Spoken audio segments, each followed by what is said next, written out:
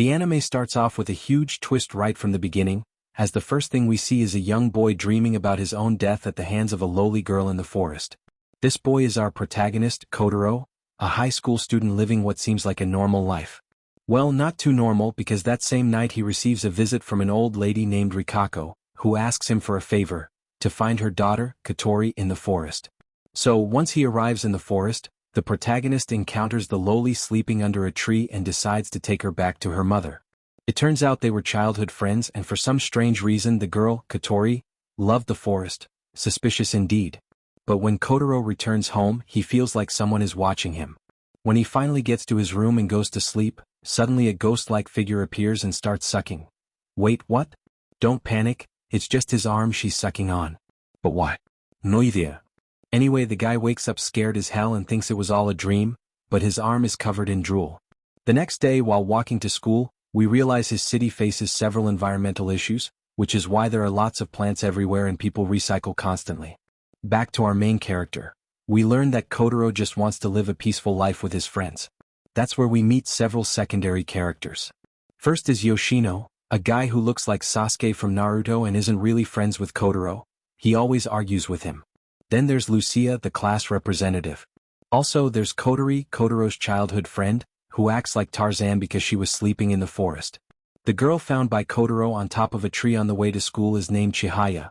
She's a strong loli who gets off on the wrong foot with him and ends up being the new student in his class. Then there's a girl named Chizuru, a red-haired girl with an eye patch who's part of the disciplinary committee. And finally there's Inoue, a girl from the journalism club. Anyway, the truth is that each night Kotaro continues having paranormal episodes. He also keeps meeting the same loli who sucks his arm, and now he realizes this is the same girl who kills him in his dreams. Wait, how? Because of this, Kotaro tells Kotori about the paranormal experiences he's been having at night, and she advises him to look for the witch from the school's occult club. However, no matter how much they search for her, they can't find her. So Kotaro leaves her a note on her desk. The next day, Kotaro returns to the club but only finds a questionnaire he has to fill out. After completing it and spending the day with his friends, Kotaro receives a message from the school's witch, asking him to come to her office at night. When Kotaro enters the school, he runs into the white-haired ghost girl again. He flees from her, and during the chase he gets involved in a fight with some kind of beetle creature. He also meets two fairies in another dimension. Total mind trip. But eventually, after this astral journey, Kotaro appears in a hallway at school. There he enters the witch's office and finally meets her. She introduces herself as Enri Kane and doesn't beat around the bush. She tells him he has serious problems and even mocks him. It turns out he's cursed, so she gives him protective amulets, but on the condition that he joins the occult club so she can keep an eye on him. Later that night, Kotaro goes home and falls asleep. That night, he dreams of a small gammy named Tomoko who says she wants to go on a date with him. Since Kotaro is in his puberty phase, masturbating 3 times a day, he just stands there like a fool. But things don't stop there. Right after he stops dreaming about the mysterious loli, the ghost girl appears again. She removes one of the protective charms like it was nothing, slips under the blanket and starts sucking his arm again. Nothing dirty though. Why does she do it? No idea. The next morning, Kotaro goes to school and tells Kotori what happened the previous night. But despite being his childhood friend, she doesn't really help him understand anything. Because of this, Kotaro decides to return to the president of the occult club, the witch, to tell her what happened. He even shows her the protective charm she gave him, but the girl couldn't care less. So, Kotaro makes a very risky deal with her. If he can prove that paranormal phenomena exist, she'll let him touch the top part of her body. Wait, what? And the worst part is that the girl was so confident she agreed. Where do I sign? Okay, no. Later that night, Kotaro is visited again by the ghost girl doing her usual routine. But this time, the poor loli almost returns to the spirit world thanks to the fart Kotaro lets out just as she slips under the blanket. Gross. And it doesn't end there. The next night, Kotaro tries to touch her chest, but nothing happens, not even a reaction from the girl. She just disappears while Kotaro apologizes. In a scene change, we're introduced to more secondary characters, including Inoue from the journalism club. She found out Kotaro joined the occult club to investigate paranormal events, and for that reason she sees him as a rival. Yes, she was quite weird. On the other hand, we see that Chizuru, the red-haired girl, also joins the occult club thanks to Kotaro. At that moment, Kotaro realizes that Chiwa and Kotori are already part of the club. Later, Lucia also joins because she liked being close to the red-haired girl and didn't want to leave her alone with the perverted main character. Thus, the new occult club is formed, and the best part is that Kotaro ends up surrounded by beautiful girls. Another day passes and we see Kotaro waking up happy because he hasn't had any paranormal episodes lately, or so he thinks. Every night, the white-haired ghost girl sneaks under his blanket without him realizing it. Anyway, feeling happy, he prepares to go to school. Upon arriving, we learn the annual festival is approaching, the typical school festival. Putting that aside, Kotaro heads to the club and meets a boy named Sakuya. It turns out Sakuya used to be Chihaya's butler, but judging from what he said when they met, they were also siblings. Although, surely that will be revealed later. There's something important. Sakuya hates the main character for some reason. Later, when the boys leave the club, Kotaro receives his first task, to catch a snake in the schoolyard. Thanks to Chihaya's incredible strength, they capture it easily. There, we meet her kunoichi, ninja girl, an office worker who loves mysterious animals, and coincidentally was also after the snake. Although this time she didn't have luck since Kotaro and the girls took it practically from under her nose. Since the loli had to return to work, she left calmly. After this, Kotaro eats lunch with the red-haired girl in the garden. At that moment, she shows him her covered eye, revealing it's a different color. Kotaro thinks it's cute, which makes the girl blush and become uncomfortable. But after this, Kotaro finishes the club activities with the class rep. On their way home at night, they spot the white-haired girl being chased by a wolf. Yes, seriously. Well, the thing is, during this chase, Kotaro releases some magical power-up symbols and becomes super fast. I still don't get it, but the point is Kotaro has powers. As he pursues the loli, a hooded boy appears and summons the same wolf chasing the girl. He tells Kotaro he's a hunter because he can see things others cannot. Turns out the wolf is the boy's familiar, and he orders it to attack Kotaro. However, Kotaro isn't stupid and says, "Hey doggy, do you know Pedro? If it catches me, I'll tell you." Okay, no. The dog chases Kotaro to the park, where he loses consciousness and is saved by Sakuya. But since Kotaro fainted, he doesn't remember it. Eventually, he wakes up in a bar where he meets Isaka and Genji. One of them says he has some strange photos that might interest him and invites him to eat. Just then, the red-haired girl arrives saying she always comes to eat ramen at that place. Suspicious. In a scene change, we see the red-haired girl having a dream about her parents, but Kotaro wakes her up to eat together again. Later, Kotaro goes to where Isaka is to talk to him, but the guy is gone. Because of this, our main character begins searching through a neighborhood he doesn't know, and nearly gets beaten badly if it weren't for his friend Yoshino, who is the guy who looks like Sasuke and supposedly hates Kotaro. It turns out Yoshino is highly respected by local gangsters, and thanks to that, they helped Kotaro because he was Yoshino's friend. They took him to the old man with the photos. Once there, the old man gives Kotaro a photo showing some very strange animals. At the same time, he runs into the red-haired girl again. We realize the old man was feeding her because apparently, the girl didn't have money. Kotaro also wanted to help her so she wouldn't starve. In another scene change, we see the boy attending school as usual. The ghost girl appears out of nowhere in the middle of class to suck his arm again. It seems like Kotaro is the only one who can see her, but she pretends not to notice and stays quiet. Afterward, the boy leaves terrified and heads to the club but is intercepted by the red-haired girl. As the loli gains more confidence with Kotaro, she decides to take him to the place where she grew up. Here we discover a secret about her. When they arrive at her house, or rather her old house, her parents don't recognize or remember her. They even have another daughter named Shizuka. We wonder why they don't remember her. It turns out the girl awakened a strange power at a very young age that allows her to heal and erase memories. Since she couldn't control her powers, she accidentally erased her parents' memories. Sad indeed. She even tries to erase her name from Kotaro's mind to prove her powers are real, but what she didn't expect was that Kotaro, for some strange reason, wasn't affected. Later, we learn the red-haired girl was taken in by Isaka after her parents abandoned her. Contrary to appearances, she wasn't poor. She actually had a lot of money but refused to use it as punishment for what her parents did. That's the sad secret behind Chizuru. But she wasn't the only one with secrets. In another scene change, we see Lucia pushing Chihaya because she didn't want to touch flowers, and everyone scolds her for it. Even so, Kotaro follows her to see why she was angrier than usual. He finds her crying. Well, the next day when Kotaro is peacefully hanging out with his friends at the club, he receives a letter about an orphanage case where many died due to a girl named Aruka. Not only people but animals near her also died, and paranormal events occurred around her. Because of all the bad things happening, they decided to close the orphanage. Very disturbing story indeed. After this, Kotaro meets with the red-haired girl, who says she can tell him Lucia's secret but in exchange asks him to be her friend forever and never mention it.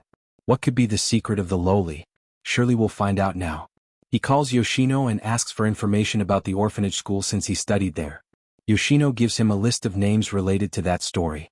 Kotaro makes copies and just when he does he runs into Lucia. Later he leaves and forgets a sheet at the photocopier. So the girl runs to give it back to him. Just when she does we see the glass next to them shatter. Obviously both are shocked but Kotaro blames it on the ghost of Juka or something like that. He tells her they should work together to defeat that horror story. Later when Lucia goes home she runs into the ghost of Haruka and panics. But the thing doesn't end there, Haruka haunts her even in her room. Because of this, Lucia skips school the next day. Meanwhile, our protagonist continues investigating and worries because Lucia hasn't appeared at school. Talking about her, he meets her again in the middle of his investigation. Lucia tells him she decays everything she touches, that's why she wears gloves. Because of this, Lucia believes she's dirty. Later, the girl unintentionally touches Kotaro's hand and tells him to go away. Later, Kotaro wants more answers and goes to the orphanage where Lucia lived. There, he meets her again and continues talking. While doing so, Kotaro tries to faint as Lucia's poison begins to affect his body. However, since he's well broken himself, he rewrites his body and manages to tolerate the poison coming from Lucia's hands. He even goes full Naruto mode and preaches to her, saying she's not alone and has friends. In a scene change, we see Kotaro going to the nurse's office as a precaution since Lucia, despite not affecting him, was worried. There they talk with Tuka, who is indeed the same girl who knew about the red-haired girl's powers. You may wonder why she knows so much. It turns out she belongs to a secret organization called Guardian, dedicated to protecting the world with special beings like the red-haired girl and Lucia. Additionally, she tells Kotaro there's a being capable of destroying the world known as the Key.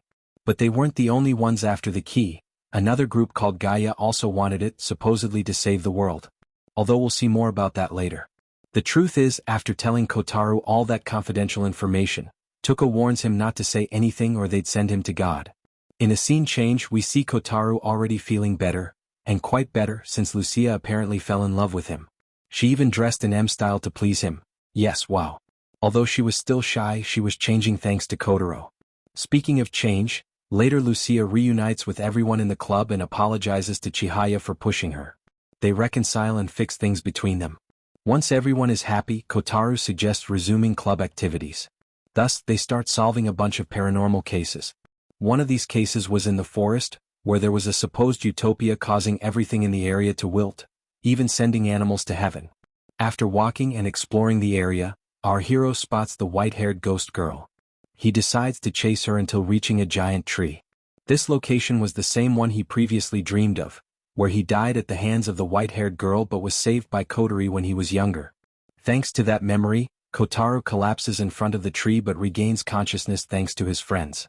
In a scene change, the protagonist talks to the president about environmental pollution, and she says humanity must be eliminated to save Earth. Wow, this girl doesn't mess around. On the other hand, when Kotaro returns to his room, he receives a call from Inoue, the journalism girl. It turns out she's also investigating paranormal cases in the forest, seeing Kotaro as a rival and wanting to uncover things too. After 3 days, when Kotaro is at school, a classmate of Inoue's asks if he's seen her.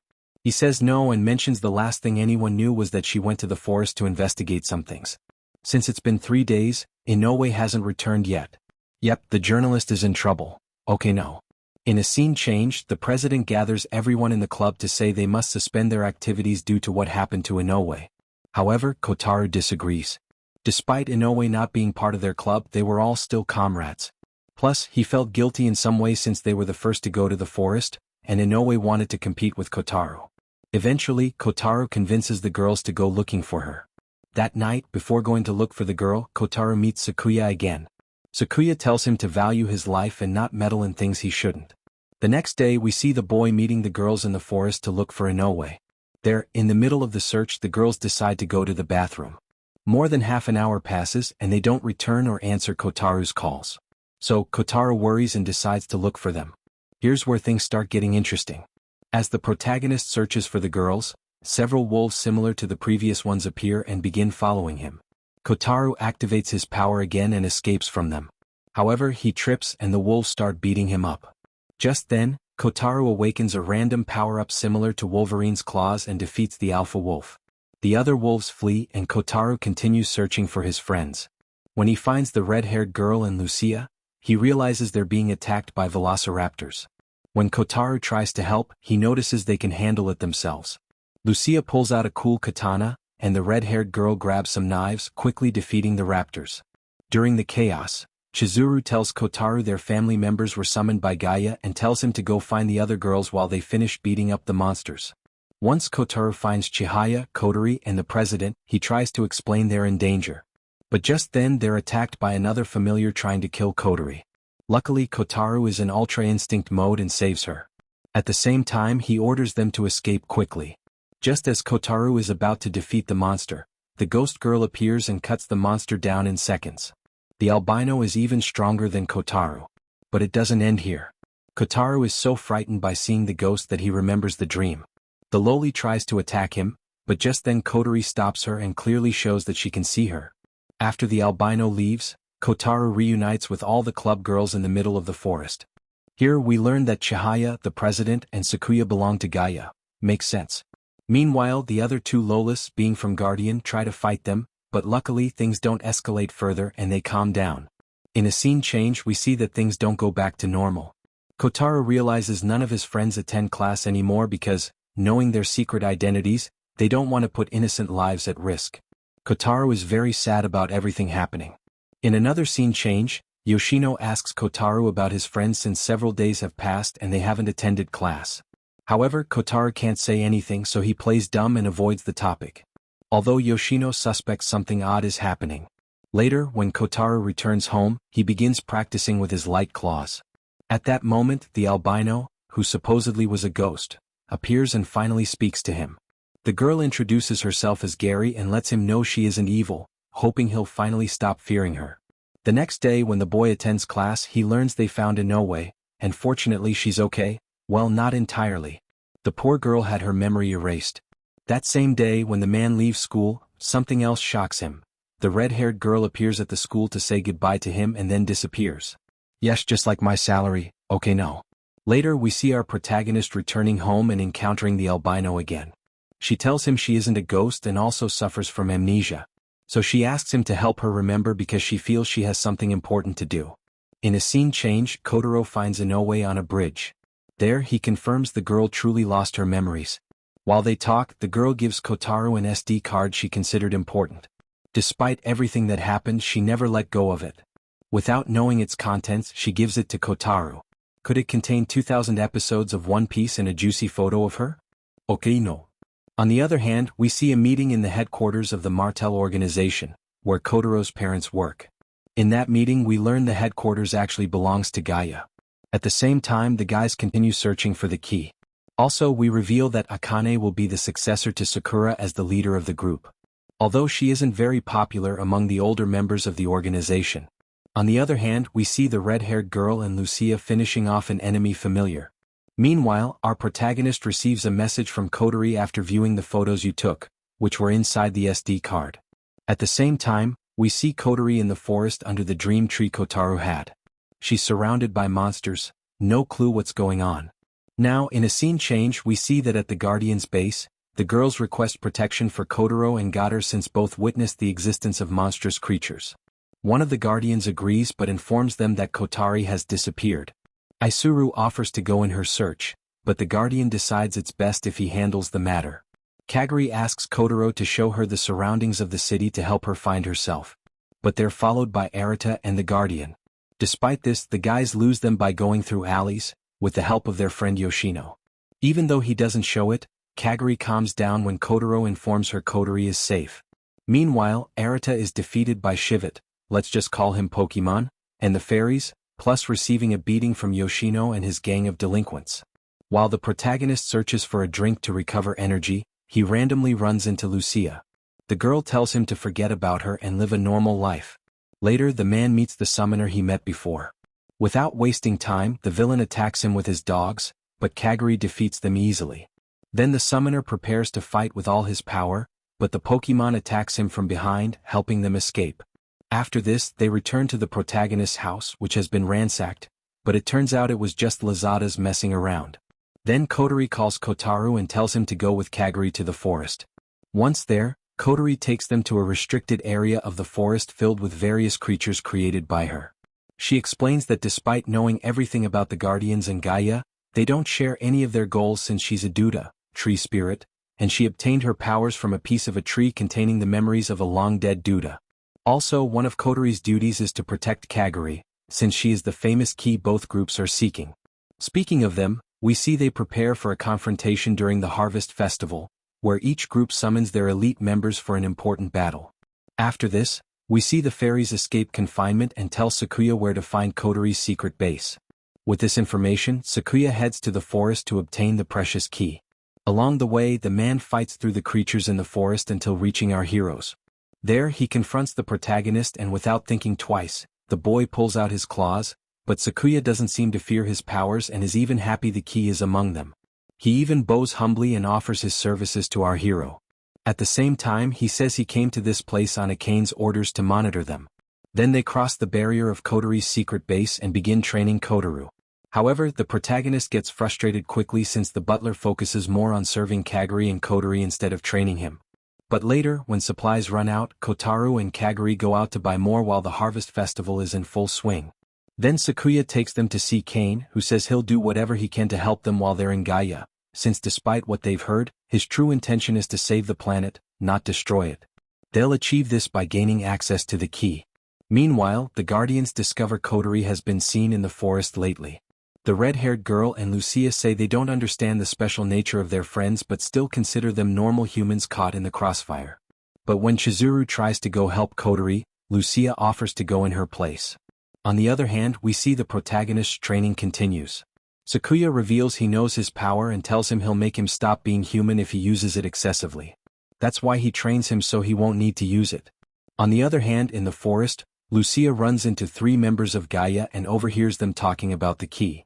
Although the young woman debates between pursuing the key and rescuing her friends, she chooses friendship and manages to knock out 2 of them. Meanwhile, on another side, AA tells Chihaya to go with Sakuya and abandon Gaia definitively. He also gives her a letter to deliver to Kotaro when she sees him. Back in the forest, we see Lucia fighting the 3rd member of Gaia, the summoner named Midu. This time he doesn't summon dogs but a dangerous fire. In the middle of the chaos, we see Lucia's poison powers are useless against flames, but she poisons the forest, removing its fuel, thus stopping the fire. At that moment, the girl poisons the man, but when she thinks she's won, Midu unleashes all his power and causes a tremendous explosion.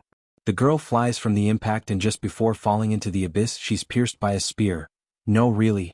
In a scene change, after seeing Ake awaken from a dream revealing her ancestors, she finds Lucia severely injured. There, she meets our protagonist and Kotaro who transport her to the hideout. There, along with Kaguri, they cure her health. On the other hand, Akane receives a call and her attitude changes for the worse.